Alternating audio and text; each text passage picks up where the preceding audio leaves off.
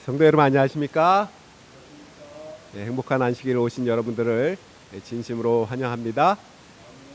예, 우리 안교 때도 소개해 드렸지만 우리 오늘 교회에 처음 나오신 우리 김영준 청년 진심으로 환영합니다.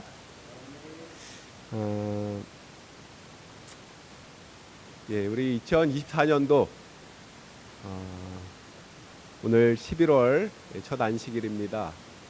특별히 올해는 우리 재림 기별이 우리 한국에 들어온 지 몇 주년 되는 해입니까? 120주년 되는 해입니다. 이제 다음 주 안식일에는 120주년 기념식 예배와 기념식이 있습니다. 그래서 우리 금요일 날은 7시부터 뮤지컬이 좀 진행이 되고요. 그다음에 7시 반부터 해서 한국연합회장 강승희 목사님의 또 말씀이 있습니다. 우리 영상을 함께 참여를 하겠고요. 다음 주 안식일에는 9시 반부터 우리 안식일 학교 그리고 우리 설교 예배 때는 테드 윌슨 대총회장님께서 말씀을 주십니다. 전 교회가 우리 한국에 있는 전 교회가 함께 참여를 하게 될 것입니다. 그래서 저희도 영상으로 함께 참여를 하지만 또 줌을 통해서도 함께 연결을 해서 우리 전국의 교회들이 어떻게 예배를 드리고 있는지를 아마 줌으로도 확인을 볼 수 있을 겁니다. 저희도 한번 연결을 하려고 계획을 합니다. 우리 올해 표 함께 제창하고 시작하도록 하겠습니다. 시작. 성결한 성도, 행복한 가정, 건강한 교회. 오늘은 참 그리스도인의 삶이라고 하는 제목으로 함께 말씀을 드리도록 하겠습니다. 다 함께 하나님의 말씀 로마서 12장 10절부터 21절까지에 있는 말씀을 함께 좀 교독해서 읽어볼까요? 로마서 12장 10절부터 21절 제가 짝수절을 먼저 읽고 여러분들 홀수절을 교독해서 함께 읽어주시기 바랍니다. 형제를 사랑하여 서로 우애하고 존경하기를 서로 먼저 하며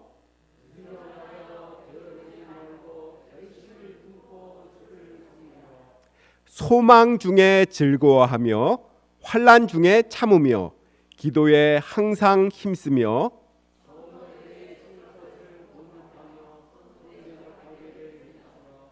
너희를 박해하는 자를 축복하고 저주하지 말라.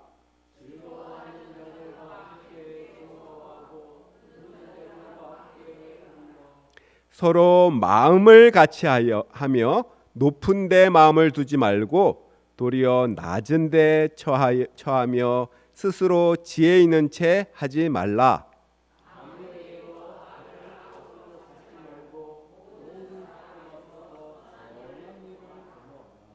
할 수 있거든 너희로서는 모든 사람과 더불어 화목하라.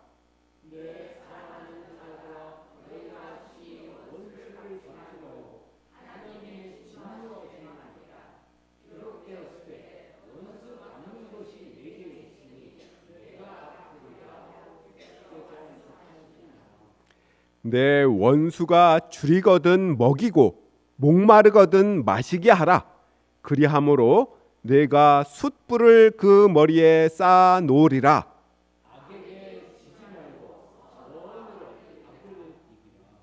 아멘. 우리 본문의 말씀은 우리가 어떻게 살아야 할지를 아주 조목조목 상세하게도 잘 제시해 주고 있습니다. 이 짧은 시간에 그것들을 다 살필 수는 없겠고요. 본문 말씀이 우리 그리스도인으로서의 우리의 삶의 태도를 가르친다고 볼 때 크게 두 가지로 분류할 수 있겠습니다. 하나는 그리스도인의 대인 관계, 사람들 사이에서 함께 그런 대인 관계이고, 또 하나는 그리스도인의 대신 관계, 바로 하나님과 우리 인간과의 관계입니다. 오늘 저는 참 그리스도인의 삶이라고 하는 제목을 붙여보았습니다. 이미 우리가 알고 실천하고 있는 사항들이지만 다시 한번 되새기면서 혹 부족함을 느끼는 사항은 우리에게 바르게 고쳐서 실천하도록 결심하는 시간이 되시기를 간절히 바랍니다. 첫 번째, 그리스도인의 대인 관계입니다. 10절 말씀, 형제를 사랑하여 서로 우애하고 존경하기를 서로 먼저 하며. 형제를 사랑하라. 사랑하게 될 때 화목하게 되고 존경할 수 있고, 성도들의 필요가 눈에 보이고, 또 손님을 대접하고자 하는 넉넉한 마음이 생기고, 또 타인의 잘못을 이해하게 되고, 또 용서할 수 있게 될 것입니다. 진정한 의미의 온유한 사람이 되면 마음속에 평화가 찾아옵니다. 그 사람 주위에 평화가 깃들게 됩니다. 평화의 화신이 되는 것이죠. 이 땅에 평화가 깃들게 될 때 예수님께서 초림하셨던 그 목적 중에 하나가 성취될 것입니다. 누가복음 2장 14절에 보게 되면 예수님의 초림의 목적을 이 천사들의 노래 속에서 선포하게 되는 것을 보게 되는데요. 여러분 한번 같이 한번 읽어볼까요? 누가복음 2장 14절 시작. 지극히 높은 곳에서는 하나님께 영광이요, 땅에서는 기뻐하심을 입은 사람들 중에 평화로다. 초림의 두 가지 목적, 큰 목적이 무엇입니까? 예수님께서 오셔서 첫 번째로는 하나님께 영광을 돌리는 것이고요, 두 번째는 무엇입니까? 우리 세상에 평화를 주시는 것, 이것이 바로 예수님께서 이 땅에 오신 목적이다라고 말씀하십니다. 세상에 평화를 주시고 하나님께는 영광을 돌리고자 오셨습니다. 마태복음 22장 율법사와의 대화 속에서 예수님께서는 이것을 좀 더 구체적으로 말씀을 하셨습니다. 하나님을 사랑하고 또 내 이웃을 어떻게? 내 몸과 같이, 내 자신같이 사랑하라 라고 말씀을 하고 있습니다. 누구에게나 정도의 차이만 있을 뿐 자기를 보호하고자 하는 그런 본능들이 다 있습니다. 어디서 갑자기 돌이 날라온다 그러면 주먹이 앞에 딱 날라오면 눈을 감고 이렇게 피하고자 하는 이런 것들이 다 보호 본능들이 다 있죠. 내 이웃을 내 몸과 같이 사랑하라 라고 하는 이 말씀은 어떤 의미예요? 본능적으로 사랑하라 라고 하는 그런 말씀입니다. 하지만 범죄 이후로 이 이기적으로 변한 사람들에게서 이 본능적인 이웃사랑을 기대할 수가 없습니다. 새로운 창조의 역사가 필요합니다. 성령님의 지도하심을 따라 우리 안에 하나님의 형상을 회복시키는 것입니다. 이 창조시에 주셨던 무아적인 사랑, 이 바라지 않는 사랑, 주고 또 주어도 계속 줄 수 있는 이 아가페적인 사랑을 회복하는 것입니다. 예수님의 십자가는 바로 이런 마음의 변화를 가능하게 했습니다. 하늘은 하나님의 형상을 회복한 사람들이 거하는 곳입니다. 그런 의미에서 오늘 우리의 삶에서 이런 사랑이 실천된다면 비록 우리들은 이 땅에 살고 있을지라도 하늘을 경험하며 사는 것이다 할 수 있겠습니다. 그렇다면 어떻게 하는 것이 이웃을 내 자신처럼 사랑하는 것일까요? 사도 바울이 우리에게 한 가지 신뢰를 보여주고 있는데요. 고린도전서 8장 1절부터 쭉 보게 되면 그리고 또 10장 18절부터 쭉 보면 우상의 제물 이야기가 나옵니다. 바울이 이 고린도 교회에 있었던 이 우상의 제물 이 문제를 제기하면서 이야기를 하기를 원했던 그 핵심은 무엇이냐면 뭐 고기를 먹느냐 마느냐 그런 문제가 아니었습니다. 마태복음 사도행전 15장에 보게 되면 예루살렘 총회에서 이미 결의한 대로 정결한 짐승은 피채 먹지 않는다라고 하는 조건으로 먹으라라고 하는 유권 해석이 있었습니다. 그렇다고 이 제사 음식을 먹어도 되느냐 아니면 먹지 말아야 하느냐 그것도 문제의 핵심은 아니었습니다. 왜냐하면 이 우상은 아무것도 아니고 또 하나님은 한 분밖에 안 계시기 때문에 그렇습니다. 물론 우리는 대체로 뭐 우상의 제물을 먹지 않죠. 그 당시에 문제는 시장에 우상 제물을 우상에게 제물로 바쳤던 그런 고기들이 이제 시장에 다시 나오게 되면 그것을 우상에게 바쳤던 제물을 또 우리 그리스도인이 먹어도 되느냐 이런 논쟁과 그런 것들이 분쟁들이 많이 있었거든요. 그러나 바울은 그 당시에 뭐 우상은 아무것도 아니다라고 생각하고 뭐 꺼리낌 없이 먹는 사람들, 소위 강한 자들의 행동을 어느 정도 인정하면서도 이렇게 권하고 있습니다. 고린도전서 10장 24절 한번 같이 읽어볼까요? 시작. 누구든지 자기의 유익을 구치 말고 남의 유익을 구하라. 바로 이것이 바울이 이야기하는 이웃사랑의 가장 뚜렷한 지표다라고 할 수 있겠습니다. 그 밑에 이어지는 말씀은 뭐 시장에서 파는 것은 우상의 제물인지 묻지 말고 사 먹으라. 또 불신자의 초청으로 대접을 받을 때도 뭐 묻지 말고 먹으라.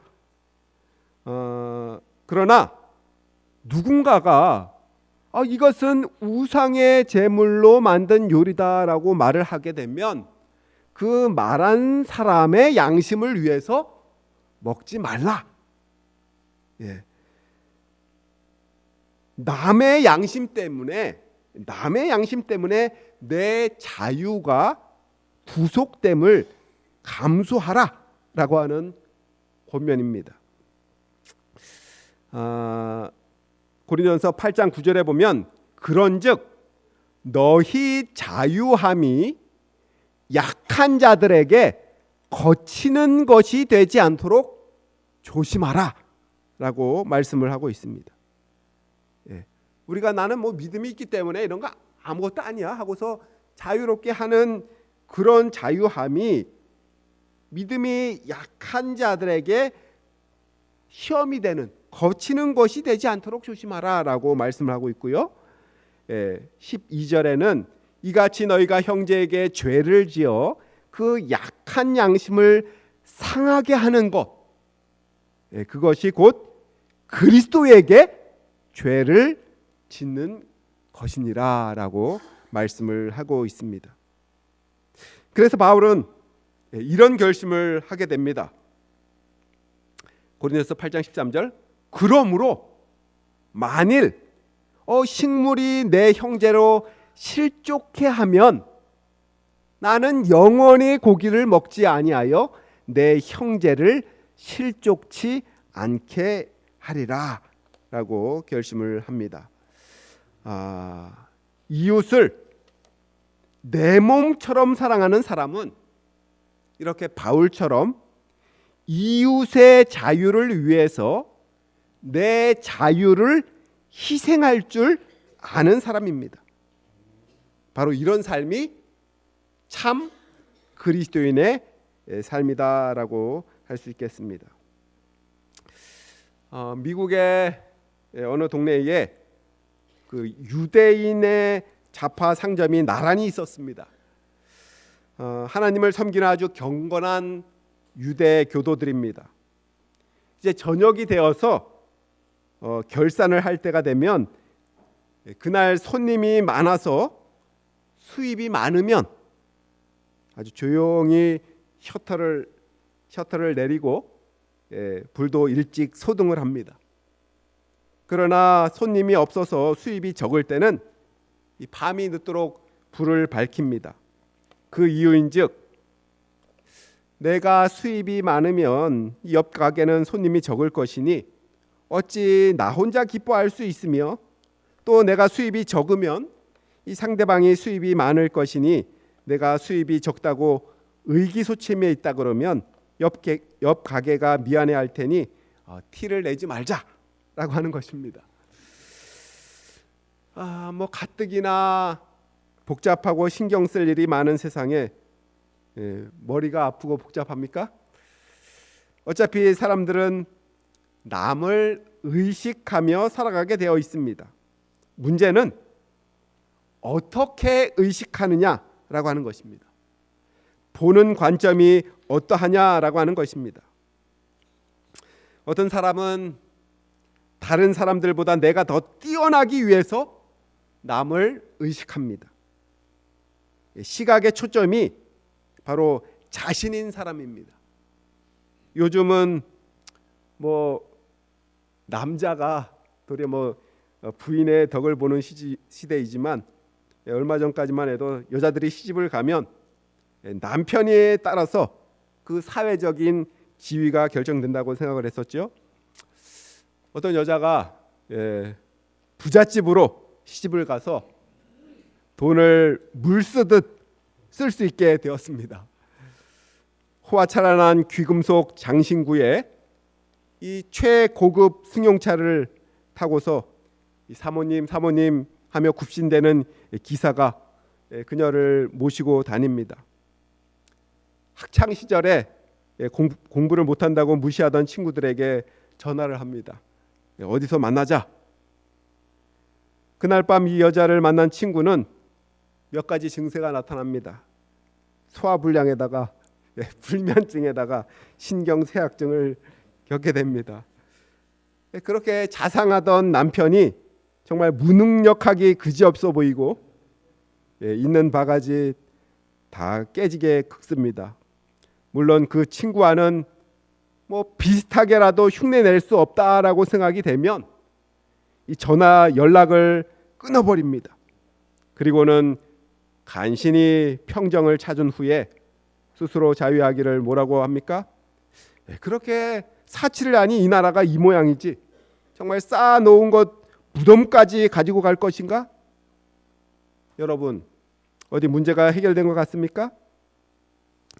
나를 죽인 것이 아니라 남을 죽인 것입니다. 남을 내 머리에서 내 생각에서 지운 것입니다. 물론 그것도 쉽지는 않지만 그렇습니다. 그러나 이런 상태는 결코 문제가 해결된 것이 아니죠. 잠시 수면 아래로 잠복했을 뿐입니다. 왜냐하면 이 세상에 세상적인 관점에서 나보다 잘난 사람이 한두 명이 아니기 때문에 그렇습니다. 다시 말해서 그 친구는 내 머리에서 지웠지만 또 다른 사람이 나타나면 같은 반응이 일어날 수 있다라고 하는 것입니다. 사랑하는 성도 여러분, 시각을 바꿔야 합니다. 관점을 바꿔야 하는 것이죠. 시각의 초점을 바로 나에게서 남에게로 바꿔야 합니다. 나와 비교된 남이 아닌 있는 그대로의 남입니다. 그럴 때 비로소 남 부러울 것 없어 보이던 그녀에게서 있던 그 외로움과 아픔을 보게 되는 것입니다. 허전함과 고통, 슬픔을 봅니다. 그의 모든 행동들이 이해가 되고 그의 아픔에 동참하고자 하는 마음이 생깁니다. 성경의 요구처럼 내 이웃을 내 몸과 같이 사랑하기에 이르게 됩니다. 물론 죄악으로 고정된 우리의 시각은 우리의 개인적인 노력으로 바꿔질 수가 없습니다. 우리 모두 예수님의 이 안약 처방이 아주 절실히 요구되는 눈병 환자임을 자각을 해야 합니다. 우리 어떤 눈병을 갖고 있습니까? 이웃을 하도 흘겨보아서 가재미 눈이 된 우리의 눈입니다. 교만으로 하도 눈을 내려깔아서 영적 근시가 돼버린 우리의 눈입니다.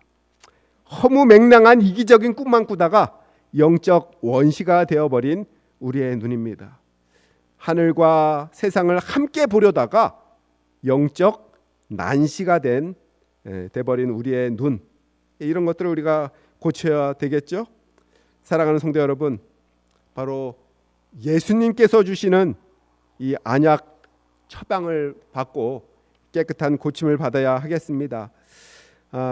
우리의 남을 향한 시각이 바뀌지 않는 한 그리스도인의 가장 기초적인 것도 할 수가 없습니다. 이웃사랑은 남을 위해서 나 자신을 희생하며 사는 것이기 때문에 그렇습니다. 타인의 양심 혹은 타인의 신앙의 성숙도에 따라서 나의 자유도 기쁨으로 포기하려고 할 때 비로소 이웃사랑의 초보딱지를 떼는 것이라 하겠습니다. 상대방의 마음을 헤아리는 작업이 선행되어야 하는 것입니다. 혹 교회에 올 때 귀고리를 하고 온 초신자에게 성경에 보게 되면 귀를 뚫는 것은 종이나 하는 것이다. 귀에 종의 귀에 구멍을 뚫었어요.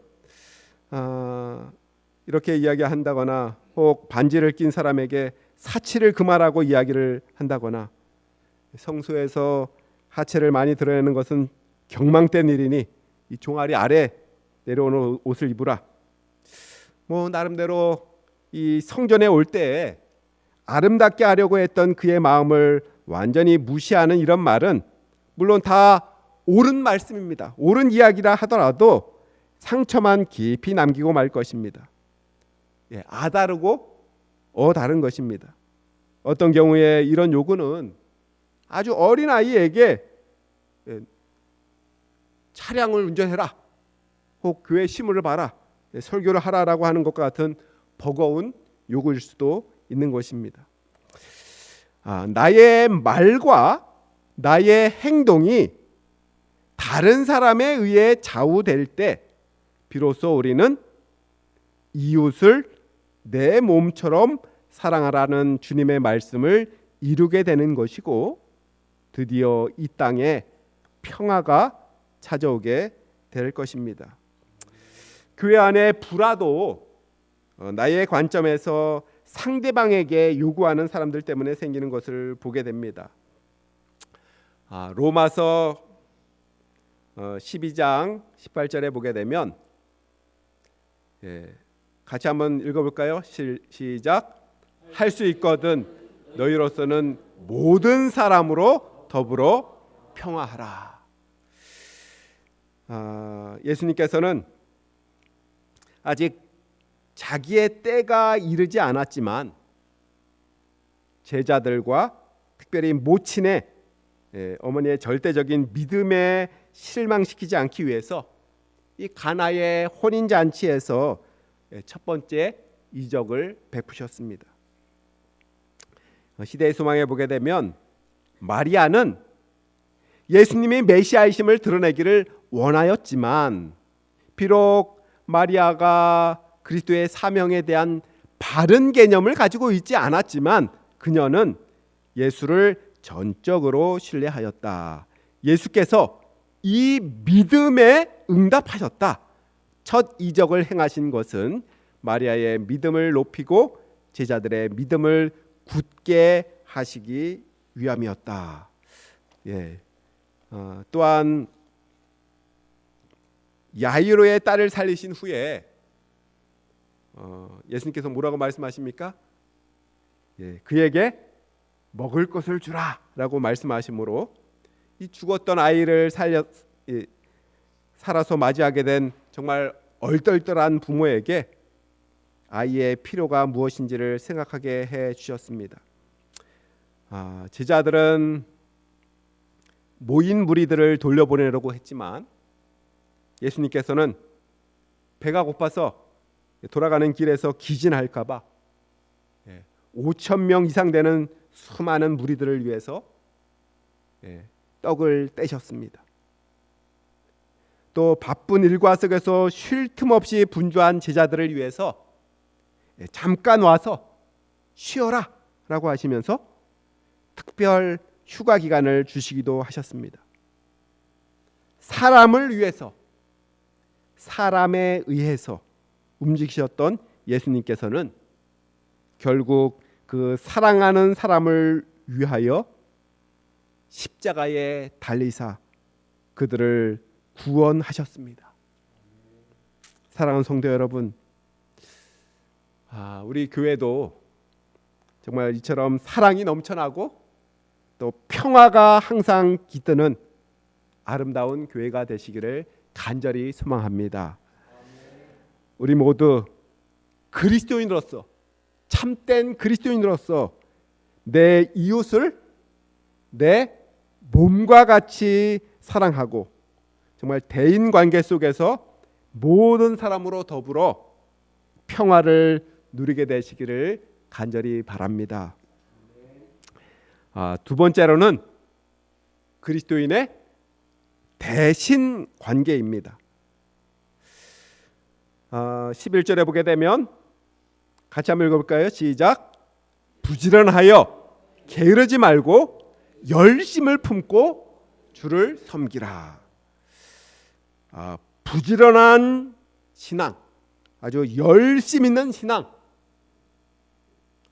예수님께서는 하나님을 사랑하되 어떻게 사랑하라 라고 말씀을 했어요? 마가복음 12장 30절에 보게 되면 하나님을 사랑하는데 어떻게 사랑하라고 했어요? 같이 읽어보겠습니다. 시작. 내 마음을 다하고 목숨을 다하고 뜻을 다하고 힘을 다하여 주 너희 하나님을 사랑하라. 아멘. 마음과 목숨과 뜻과 힘을 주님께 드리면 무엇이 남습니까? 저는 이 말을 목숨 걸고 주를 섬기자라고 바꾸고 싶습니다. 그 목적은 무엇입니까? 그 목적은 하나님께 영광을 돌리기 위함입니다. 예수님께서 이 면에서도 본을 보여주셨습니다. 하나님의 뜻을 이루고 하나님께 영광을 돌리고자 목숨을 아끼지 않으셨습니다. 청년에게 보내는 기별 377쪽에 있는 말씀입니다. 참 하나님을 경배하려 하는 자들은 반드시 모든 우상을 희생하여야 한다. 예수님께서 법관에게 내 마음을 다하고 목숨을 다하고 뜻을 다하여 주 너희 하나님을 사랑하라 하셨으니 이것이 크고 첫째 되는 계명이요 라고 말씀하셨다. 10계명의 첫 4계명은 우리들의 사랑을 하나님에게서 분리시키는 것을 용납하지 않는다. 뿐만 아니라 하나님 안에서 발견되는 가장 큰 기쁨을 아무 것에서도 빼앗기지 말아야 한다. 우리를 하나님에게서 분리시키는 모든 것을 제거해 버리기 전까지는 우리들은 신앙적 경험에서 전진할 수 없다. 사랑하는 성도 여러분, 오직 하나님만을 위해서, 오직 하나님께 영광을, 바로 이것이 우리의 신앙 생활의 표가 되어야 할 것입니다. 지극히 높은 곳에서는 하나님께 영광이요, 땅에서는 기뻐하심을 입은 사람들 중에 평화로다. 이 하나님이 인간으로 탄생하셨다라고 하는 그 자체가 사람에게는 평화의 기초요, 하나님께는 영광의 근거였습니다. 누가복음 2장 20절에 보게 되면 목자가 자기들에게 이르던 바와 같이 듣고 본 그 모든 것을 인하여 하나님께 영광을 돌리고 찬송하며 돌아가니라 라고 말씀합니다. 예수님께서 하신 모든 일의 목적 그리고 그 결과는 무엇이었어요? 하나님께 영광이었습니다. 누가복음 5장에 보게 되면 그 사람이 저희 앞에서 곧 일어나 누웠던 것을 가지고 하나님께 영광을 돌리며 자기 집으로 돌아가니 모든 사람이 놀라 어떻게 해요? 하나님께 영광을 돌리며 심히 두려워하여 가로되 오늘날 우리가 기이한 일을 보았다 하니라. 누가복음 7장 16절 모든 사람이 두려워하며 하나님께 영광을 돌려 가로되 큰 선지자가 우리 가운데 일어나셨다 하고 또 하나님께서 자기 백성을 돌아보셨다 하더라. 누가복음 13장 13절 안수하심에 여자가 곧 펴고 하나님께 영광을 돌리는지라. 누가복음 18장 43절 곧 보게 되어 하나님께 영광을 돌리며 예수를 좇으니 백성이 다 이를 보고 하나님을 찬양하니라. 누가복음 23장 47절 백부장이 그 된 일을 보고 하나님께 영광을 돌려 가로되 이 사람은 정녕 의인이었도다 하고. 의사 누가는 이 각종 난치병을 예수님께서 고쳐 주실 때에 그들의 영적 눈과 또 입을 고쳐 주셔서 하나님의 사랑을 보고 그 또 하나님께 영광을 돌리며 찬양하도록 하셨음을 잊지 않고 기록하고 있습니다. 사랑하는 성도 여러분, 우리 제7안식일 예수 재림교회 남은 교회라고 얘기를 하죠. 우리가 증거해야 될 기별이 무슨 기별이에요? 세천사의 기별입니다. 이 세천사의 기별 중에 첫째 천사의 기별이 무엇입니까? 또 보니 다른 천사가 공중에 날아가는데 땅에 거주하는 자들 곧 모든 민족과 종족과 방언과 백성에게 전할 영원한 복음을 가졌더라. 이 세천사의 기별, 영원한 복음인데 그가 큰 음성으로 가로되 첫째 천사의 기별입니다. 하나님을 두려워하며 어떻게 하라? 그에게 영광을 돌리라. 왜 그렇습니까? 이는 그의 심판하실 시간이 이르렀음이니 하늘과 땅과 바다와 물들의 근원을 만드신 누구를? 창조주를 경배하라 라고 말씀을 하고 있습니다. 바로 종말을 사는 우리에게 주어진 기별, 이 세 천사의 기별 중에 핵심, 그것도 무엇이에요? 바로 하나님께 영광을 돌리는 것입니다. 여러분, 하나님께 어떻게 영광을 돌릴 수 있을까요? 하나님께 영광 돌리는 방법을 여러분 알고 싶으십니까? 하나님께 영광 돌리는 방법을 누가복음 17장에 10명의 나병 환자 중에 예수님께 돌아온 한 명의 사마리아 사람을 통해서 또 찾아볼 수가 있는데요.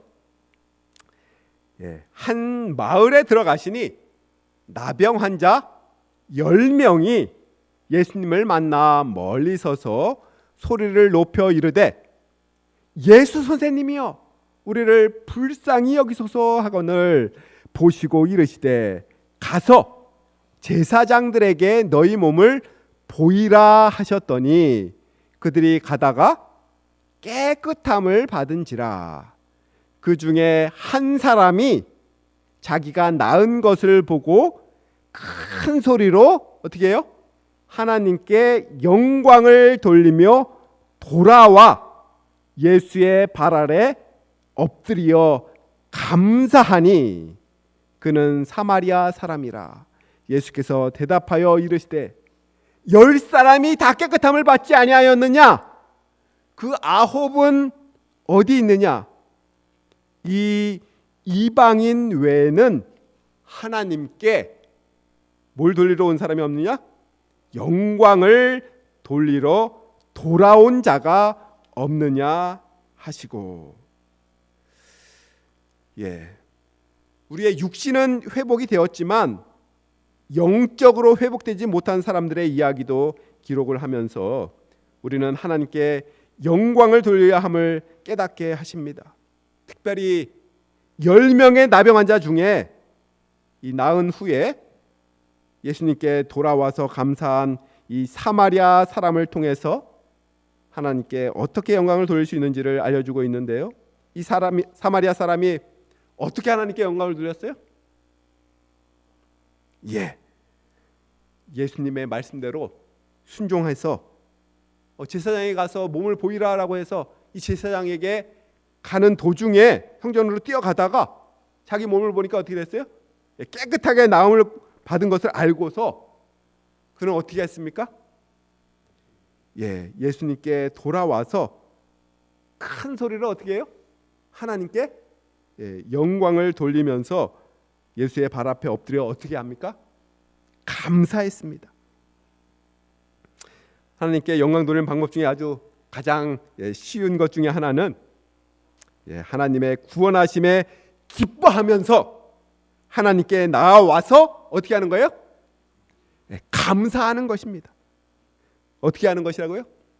하나님의 구원하심에 기뻐하며 하나님께 나와서 감사하는 것입니다. 우리 모두 하나님께 영광 돌리기를 원하십니까? 매주 하나님께 나와서 이 감사의 제사를 드리게 되시기를 간절히 바랍니다. 매주 하나님의 은혜와 그 축복에 감사하며 또 감사 헌금을 드린 성도들이 또 많이 계신데요. 그것도 하나님께 영광 돌리는 방법 중에 하나인 것입니다. 요한복음 5장 44절 너희가 서로 영광을 취하고 유일하신 하나님께로부터 오는 영광은 구하지 아니하니 어찌 나를 믿을 수 있느냐. 저희는 사람의 영광을 하나님의 영광보다 더 사랑하였더라. 요한은 스스로 또 영광을 구하는 것에 허무함 또 무익함을 이렇게 이야기하고 있습니다. 또 사도행전 12장 23절에 보게 되면 헤롯이 영광을 하나님께로 돌리지 아니하는 고로 주의 사자가 곧 친히 충이 먹어 죽으니라. 마땅히 하나님께 돌려야 할 영광을 하나님께 돌리지 아니한 이 헤롯은 어떻게 됐어요? 죽임을 당하게 됩니다. 사랑하는 성도 여러분, 마땅히 돌려야 할 그 영광을 하나님께 돌리게 되시기를 간절히 바랍니다.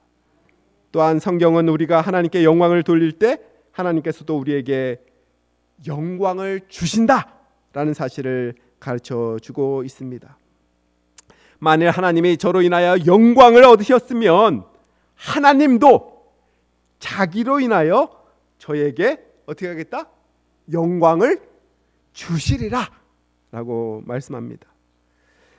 자녀이면 또한 후사 곧 하나님의 후사요 그리스도와 함께 한 후사니 우리가 그와 함께 무엇을 받기 위해서? 영광을 받기 위해서 무엇도 함께 받아야 돼요? 고난도 함께 받아야 될 것이니라.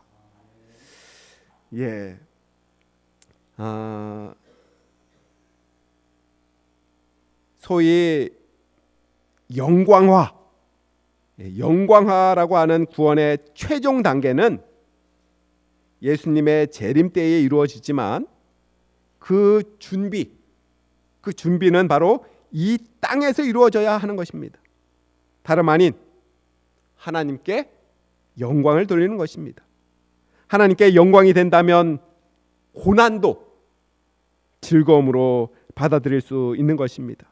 심지어 죽음으로도 영광을 돌릴 수만 있다면 죽음도 불사하게 되는 것입니다. 이 말씀을 하시면 베드로가 어떠한 죽음으로 하나님께 영광을 돌릴 것을 가리키심이로라.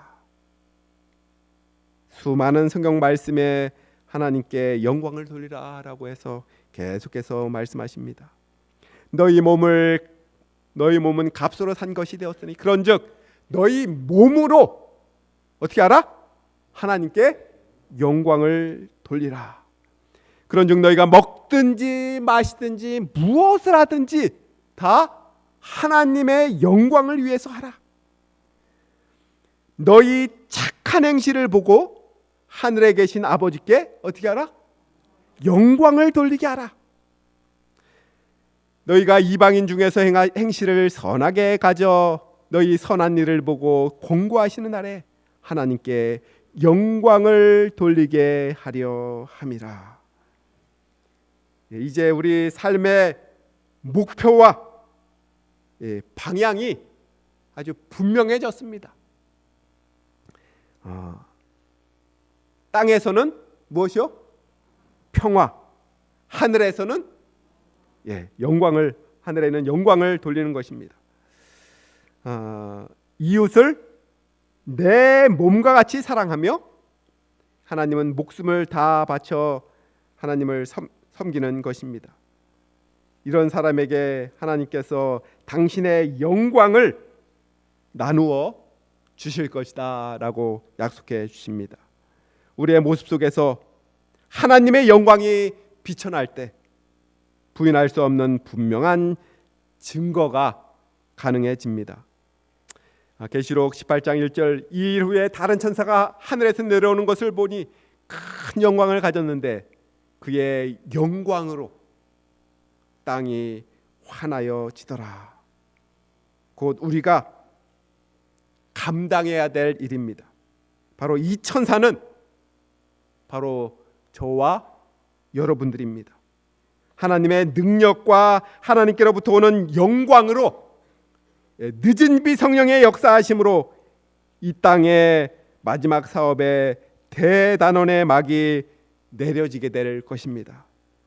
사랑하는 성도 여러분, 우리를 택하신 주님의 뜻과 기대에 부응하시는 저와 여러분의 삶이 되시기를 간절히 바라면서 이 시간 말씀을 줄이겠습니다.